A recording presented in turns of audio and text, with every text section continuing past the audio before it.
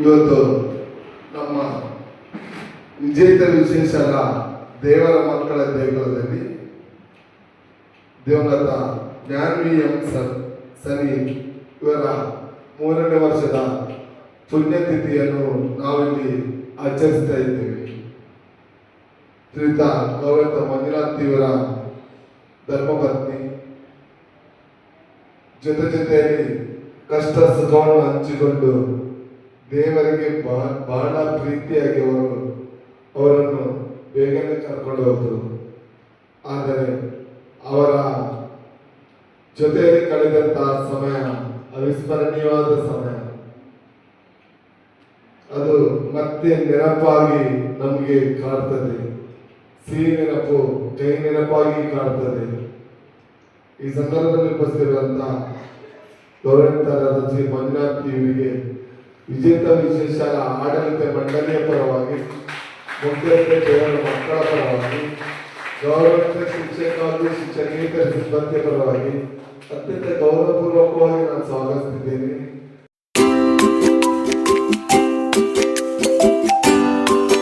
ಜಾನ್ವಿ ಇವರ ಆತ್ಮಕ್ಕೆ ಸದ್ಗತಿ ಸಿಗಲಿ, ಅವರು ಮತ್ತೊಮ್ಮೆ ಈ ತುಳುನಾಡಿನ ಪುಣ್ಯ ಮಣ್ಣಲ್ಲಿ ಹುಟ್ಟಿ ಬರಲೆಂದು ದೇವರಲ್ಲಿ ಬೇಡಿಕೊಳ್ತಾ ದೀಪವನ್ನು ಪ್ರಜ್ವಲಿಸಿ ಪುಷ್ಪಾರ್ಚನೆ ಮಾಡಿ ಅವರಿಗೆ ಗೌರವ ನಮನವನ್ನು ಸಲ್ಲಿಸೋಣ.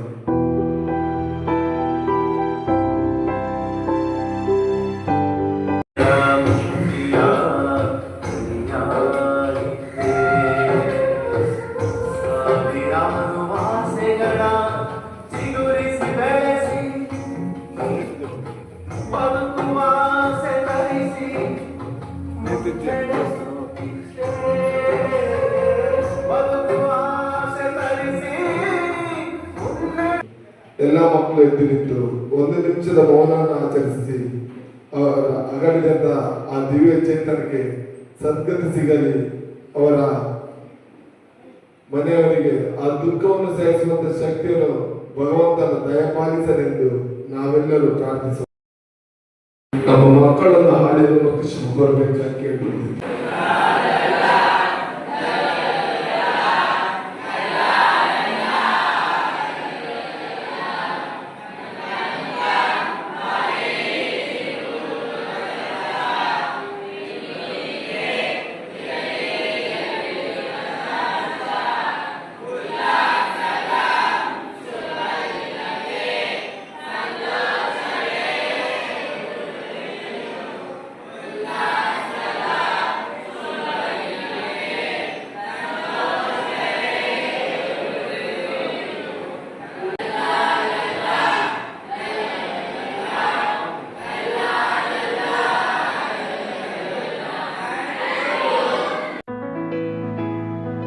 ಇಂದು ನಮ್ಮ ಮಕ್ಕಳು ವಿಶೇಷ ಭೋಜನ ವ್ಯವಸ್ಥೆ ಮಾಡಿದ್ದೇವೆ.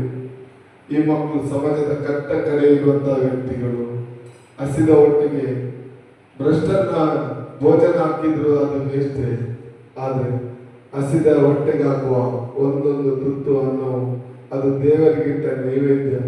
ಇವತ್ತಿಲ್ಲಿ ಬರುವಾಗ ನೀವು ಮಕ್ಕಳನ್ನು ಸಮಯ ಕಳೀಬೇಕು, ಮಕ್ಕಳಿಗೆ ಒಂದು ವಿಶೇಷ ಭೋಜನ ವ್ಯವಸ್ಥೆ ಮಾಡಬೇಕೆಂದು ಬಂದಿದ್ದೀರಿ.